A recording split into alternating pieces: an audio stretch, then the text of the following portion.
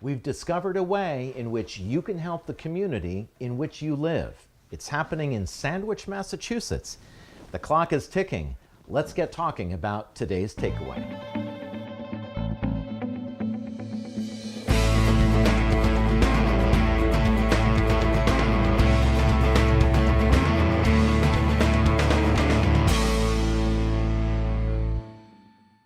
I want to introduce you to somebody who is really helping to make some changes here in Sandwich. No, don't worry, she's not running for selectman or some office and trying to make it its own universe or anything like that. Madeline Wing Adler is one of the founders of the Fund for Sandwich, and that's what we're going to talk about. If you live in this town and you don't know anything about the Fund for Sandwich, then you need to pay attention to this because this matters. Madeline and her husband Fred have a long time, for about 28 years, had a home here in Sandwich and in semi-retirement back in, I think, 2008. She has come off of a well-esteemed career in higher education. In fact, she and her husband. And the latter 15 years, it's important to note this, she was the first female president of Westchester University in Pennsylvania, just outside of Philadelphia.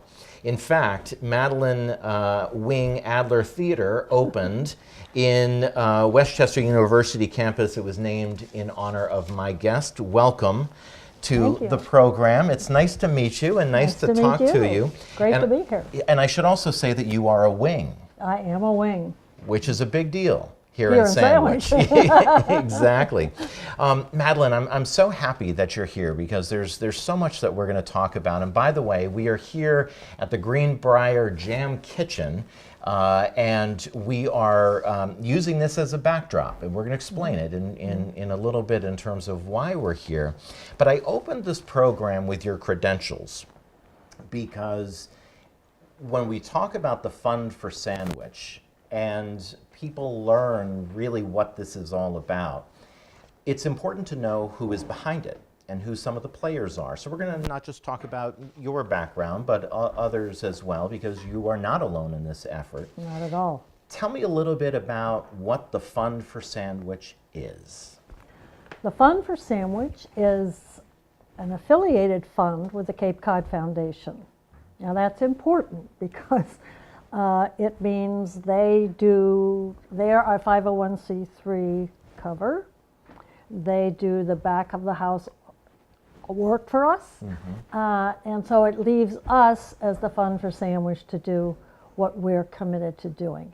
And what we're committed to doing is to expanding philanthropy and donations for 501c3 for nonprofits right here in Sandwich, only in Sandwich. We are committed to Sandwich, and I think it's interesting to note that there's almost 100 nonprofits in Sandwich. You mentioned that to me earlier, and that blew me away. Yeah. And it drew me to the question of, oh my gosh, where are these? Close to 100, but Spalding is probably one of the largest. It's one of the largest. Heritage, we all know. Sure. Riverview School, we all know. Yeah. And then we have school-based PTA programs. We have youth sports activities. You can't believe how many youth sports. Yeah. And they're 501c3s, they're nonprofits. And we have the New Arts Alliance. Yeah. We have the food pantry. So the areas that we're focusing on, and that's why it's so great to be here at Thornton Burgess in the Greenbrier Kitchen, Jam Kitchen, which I love. Yes, right. Is that we are focused on education, human services and elder services, the environment, which Thornton Burgess is registered as a 501c3 under the environment category, and culture and arts. Okay. So this organization within which we are sitting can benefit from the Fund for Sandwich. Absolutely. So let's talk a little bit about, I'm the average Joe in the community, and we're going to talk a little bit about philanthropy and all of that, but what does this Fund for Sandwich actually mean to me as a taxpayer, as a resident here in this community? Well, we believe that people want to help their community. They love Sandwich. You talk to people on the street, go into restaurants, we're all very attached to Sandwich. And we can ask ourselves, well, what can we do? Well, we can volunteer for first night, or we can join the chamber if we're a business. But what if we are just like you, a Joe Blow, and I want to help this community? There's several ways. One is to say, you know, I'm here in the summertime only, and I really love Sandwich, and I want to give back, but I don't know how to give. And the Fund for Sandwich can help that person, because we have vetted the 501c3s, the nonprofits. We know who's legitimate. We know who's spending their monies appropriately and effectively. And so we can give that information. You can donate unrestricted, saying we want to donate some money to Sandwich, but you choose where the greatest need is. Or you can say, I'm really interested in kids with sports. I think they should be out there, and soccer and you know, Pop Warner and that kind of thing. So I would like to designate my contribution. And so you can designate your contribution. And I want to say quickly, because you've used the word philanthropy. And sometimes I found in my experience, because I was a chair of a community foundation in Chester County in Pennsylvania, and people kind of went, ooh, philanthropy, that can't be me because I can't give $1 million or $100,000. That's not what we're looking for. We're looking to build giving, which is philanthropy, giving at the smaller levels. So we're encouraging people to give what they can. And then some people can say, well, you know, I'd like to give over time. Can I do that? Yes, you may. You can commit to giving, let's say, $500 a year over 3 years or 5 years or whatever. We're pretty flexible on how to receive those fundings. And we are going to talk specifically about how you can give, what different ways.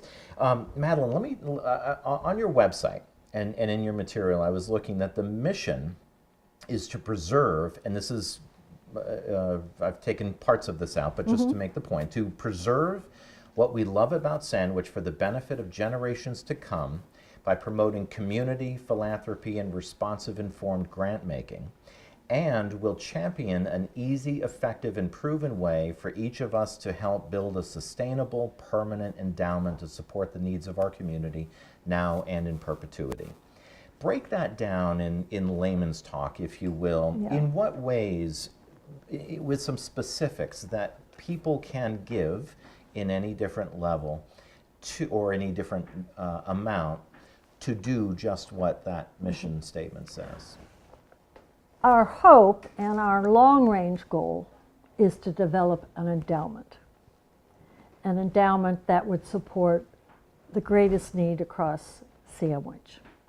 And an endowment, as you probably know, throws out X percentage amount of money a year, depending on the size of the endowment. That depends on the size of what's available to give away. Based on the way it's invested. Correct.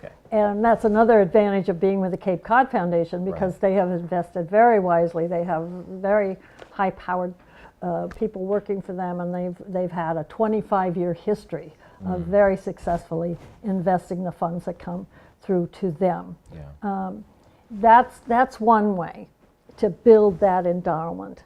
But then in the short run, and quite frankly, since we're just starting up, we're only about 6 to 8 months old. And we're just getting the word out. You know, we've been talking to the selectmen and the state senator and state rep, and they're all very supportive of us, and also members of the nonprofit community and leaders in the community. But in the short run, we're really looking to amass, and I don't want to put a number on it, but a pot of money where we can give grants quickly, so that people can see, yes, they really are getting their money back into the community. So you're right in that that's kind of a highfalutin mission, and that is our mission, but it's long range and short range. I would see that this is truly a best practice for communities and people in the community to support, to give back. to, Yes. I mean, isn't that right? And that's why a town fund is so important, because most of us, and you have a love for Sandwich, I have a love for Sandwich, we have a love for our place. It's a sense of place. And we feel that our advisory committee, and we'll be expanding the advisory committee, and I'm going to talk to the grants. You talked about that, Yes, because yeah. that short run thing is really in grants. Yeah. But those will be made up of people from the community that know the community best, so we know where the needs are. And we will be doing studies to find out where the greatest needs are. Interesting to note, however, that there are only two other town funds on the Cape. Yeah, There's Falmouth, that was the first, and Chatham. okay. And they've been around quite a while, so we really are a newbie. Yeah, And last year, Falmouth was able to give away, for their first time ever at this level, about $50,000, $55,000 to charitable organizations Yeah. in Falmouth. And we look forward to getting there. yeah. And actually, the leaders of the Falmouth, Eileen Miskell and Hank Holden at Chatham, have been very, very helpful to us. Great. You know, kind of advising us. But we've also advised them, because we're on Facebook, so you can find us on Facebook, and they're not. So I'm going to show them how to do Okay, Facebook.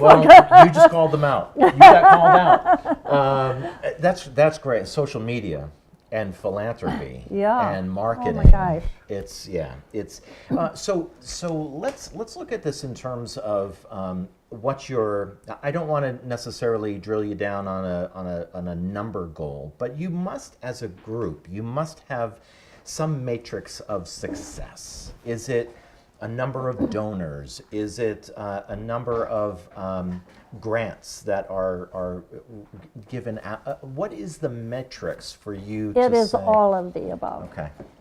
In my experience in Chester County, because I was also a founder of that particular community foundation, we set a 15-year goal of a $50 million endowment. Yeah. We didn't make it, Okay. but they've made it now. Okay, good. It took longer. But the first goal for us, and because we're a town instead of a county, which was what in Oh, sure. Pennsylvania. That's right. As I said, I don't like to put numbers on it, but we have hopefully in 3 years could have $1 million endowment. Mm-hmm. But as I said, we really still want to focus on the short run to get Yeah. really push out that money back into the community. And let me just mention how we would do that. That's with the grants, and that was, Yeah. you read that in our mission. We will have a grants committee, and we will put out a call for proposals. And that means anybody, any 501c3 in Sandwich can apply for that. And you know, I've talked to people, for example, who say, you know what we really need is sometimes we only need a couple $100 to get us over the hump. Right. Well, that's the kind of thing we'd like to be doing quickly, Yeah. like within the next 6 months. Like by Yeah. next fall, we would like to be able to do those kinds of, you know, that doesn't sound like a lot of money, but to some nonprofits, that's whether or not they can do that project or not do that Right. project. So what that's is we that do. process of actually getting Mm-hmm. a request, a grant to you? Well, we will be going out on our Facebook, on our webpage with the Cape Cod Foundation. The Cape Cod Foundation's newsletter goes to like 8,000 people, many of which are in Sandwich. This is an education process. Yeah. We have to keep educating people. And as we talk to people and as we talk to the leaders of the nonprofits in Sandwich, we say, keep looking out for when we call for proposals. It Yeah. will be in the fall of 2017. Yeah. And then they will have to, you know, it's not going to be a complicated process, Sure. but they would have to say what their goal is, that it's going to be used in Sandwich and it's going to Yeah. be used for legitimate reasons, and it's going to serve the population that their mission statements say they serve. So then what is the time frame from I'm a nonprofit, I've given you my request, when do those funds become available in general terms? That's a very quick turnaround. Okay. If we have let's say, a date of the 15th of September, we would like by the 1st of October have that out to you. Okay. Okay. So it's not an annual hit. It's not once a year. It is as in real time. At this time, it's real time. Okay. Yeah. You and I were talking in a separate conversation about broadening your donor base. Correct. Cape Cod Foundation has very deep established roots, but this is new. This is different. Right. And even their literature that says they have some more than 250 funds, not one of them is like another. You're really on your own to broaden your donor base and really, plump that up so that you can cultivate, if you Right. will.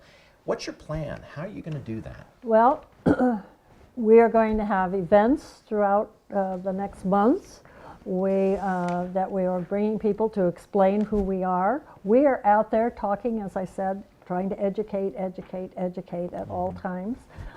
People in our community to find out about us. I just got an email today from a guy, I mean, I know who he is, I've run into him at meetings, and he said, I figured out what you're doing, I think this is great, I've dropped a check in the mail, I thought you ought to know. Well, wow, that was, Wow. I didn't put the tap on him. Yeah. But right. once I think people begin to hear about what we're doing, and another thing with the Cape Cod Foundation, WCAI, they advertise on WCAI and they mention the three funds, Great. three town funds. So Great. it's slow and painful. Yeah. But it's education. And I think to see, and that's what's been kind of exciting over the last few months, is the light bulbs going off in people's head and saying, Yeah. I've been a volunteer with the chamber, I've been a volunteer with First Night. I never thought about putting my hand in my pocket Yeah. and giving to something that, I really like to do this. Right. It's an interesting dynamic as it relates to that discussion of philanthropy and really making a difference in one's community. You can make a significant difference in your community by volunteering, by doing a whole host of things, but $100 towards the fund means a lot. So part of your deepening your donor base will be showing outcomes and showing them the reality and how That's why we want to get those grants out there, even if they're small, out there quickly so people Right. see that there is a benefit. Right. And research tells us that when somebody gives once, and again, that's why I'm committed even to doing with small donations. If Yeah. somebody gives once, they're going to give again because it's a real high. Yeah, You feel sure. really good about yourself because Sure. one, you've reached in your pocket and given to somebody else who needs it, and then you see the benefit of that. Yes. So right. it reinforces that. So maybe next year, you gave 50 this year, maybe next year you'll give 100 because look at what that did. Yeah. Yeah. And if you have many people coming together to do Right. that, then you've just expanded. If it's within reach, you can actually, my wife is both of us, in fact, are very big with animal rescue. And so she gives to, I think about 98.7% of our income goes right to the ASPCA and all of the animal rescue organizations. But in some ways, it's a little out of touch. You know your money's going to a good organization, but it's a little out of reach. I don't quite know where it's going to. This is a way for someone to give and actually to realize it. Would you say that there is a culture of philanthropy and giving in Sandwich? No, Okay. I don't think it's really strong. I think there's a culture of volunteerism. Because we wouldn't have First Night, we wouldn't have Sandwich Fest, we wouldn't have a number of the 4th of July activities and the Right. banners that go up, and Right. and what about the Giants? I mean, Yeah. all of that is wonderful people contributing to the town. Yeah. You see a lot of the same people doing those activities. And that's why we need to bring in a larger group. The small business community has been wonderful in support Yeah. of our nonprofits. That's not the group we're going to tap. Right. We want to expand that, and that'll be a tough sell. We know that, Yeah. but we're going to work at it. Yeah. So you worked very closely with the Chamber of Commerce, with Jay and his group, and, I have. and all of that. They've been very supportive. We were we are a little bit of a spin-off from the Legacy Foundation, Okay, which sure. was formed to raise the money for the Welcome Center. Yeah. So that was a big success. Yes, yes, definitely. It's there. So we feel that we can capitalize on that spirit, because if you go, I think they're going to be opening at the end of this month, but if you go and look at the planks, now those are $1,000 planks. People plunk down $1,000 for those planks. Some of those bricks, $300. Somebody plunked down money for $300.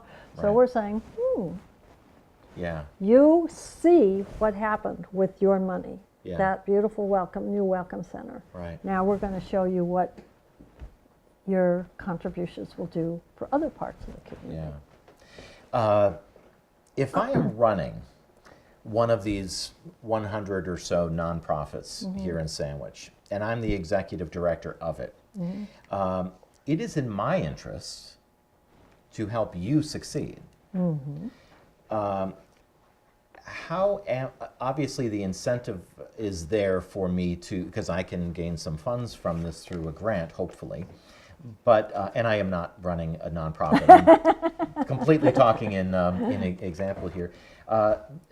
But how will you be involving these nonprofits in town to get some of that momentum and get some of that energy Well, going? as I mentioned before, we've been meeting with the heads of nonprofits over the last several months, and they are very enthusiastic and encouraging, and feel that, at first, there were questions, and we knew they would ask questions. Are you going to take our donors away from us? Yeah. No, we're not. Yeah. Again, we keep talking about expanding the pool. And, Yeah. I think all boats rise. Yeah. We're all going to benefit from Right. this. And You're raising a question that that came to my mind as I was doing research for this. That if I went to Emerson College, and I get a lot of phone calls from people that are saying we're looking to raise money for the alumni fund, and but for other organizations that I may give to, there could be a concern that, oh my gosh, don't tap Greg Anderson again, because we want his money to come to us. How do you compete? we're not competing. Okay. We are definitely not competing. And again, that's why we want to get to folks who, one, have not traditionally given, two, would like to give but don't know where to give. I mean, those that are committed to one charity or another, we encourage them to keep giving. But you want to give, and you have been giving to the PTA at the high school. Okay, your child graduates. Are you continuing to give to the PTA at the high school? You may, but you're a giver. Right. Or you may say, gee, there are other educational things happening in town that maybe my $100 can go there now. Yeah. So we want to expand the vision of who can give, what you can give to, and not take away from the others. That's why we're not going to the small business community. They give enough. We're not asking them for anything. Yeah. That's why the job is so difficult. That's Yeah. why I really appreciate being interviewed by you, Greg, because it's another way of getting the word out about the kinds of things that we are doing. Yeah. It will be exciting to see this unfold, and it will be exciting to see what the future holds for you. If we had, and here we are at Greenbrier, so there must be a magic bowl or something around here, but if you could look at that crystal ball and see this fund in 5 years, what do you hope it to look like? I hope that we have an advisory body of about 15, because the more talent we can bring to moving the organization, I think the stronger it will be. I look for multiple grant committees that will have so many proposals, we'll have to have several grant committees, that we do have an endowment of $1 million, and that nonprofits know that we're an area that they can count on for small grants in the short run. Boy, you know, I'm looking at your background, and you have a lot of higher education, but I think that you have some sales and marketing in you as well, my friend. I don't know about that one. Well, you really do collapse this into very easy to understand ways, and for the younger generation. And all generations, in fact, to really understand what does this mean to me?